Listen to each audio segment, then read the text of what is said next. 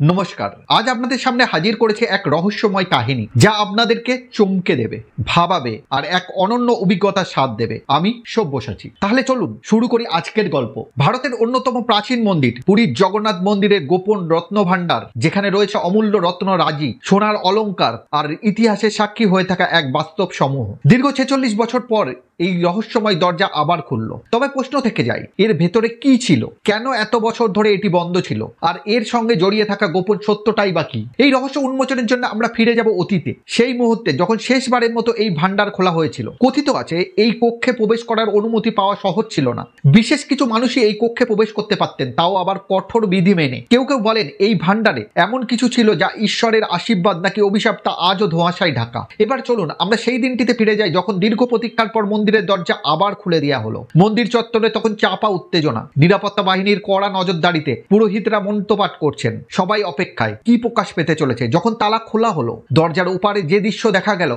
তা কল্পনার অতীত। সোনার অলংকার, হিরে মাণিক্য, রাজকীয় সব উপঢৌকন। কিন্তু শুধু তাই নয়, ইতিহাসের এক হারিয়ে যাওয়া অধ্যায়েরও খোঁজ মিলল এখানে। গল্প শেষ নয়, বরং এটি এক নতুন রহস্যের সূচনা। আপনার কি মনে হয় এই রত্নভাণ্ডারের আসল রহস্য কি হতে পারে? আপনাদের মতামত জানাবেন। আজকের মতো বিদায়, আবার দেখা হবে নতুন এক কাহিনীর সঙ্গে।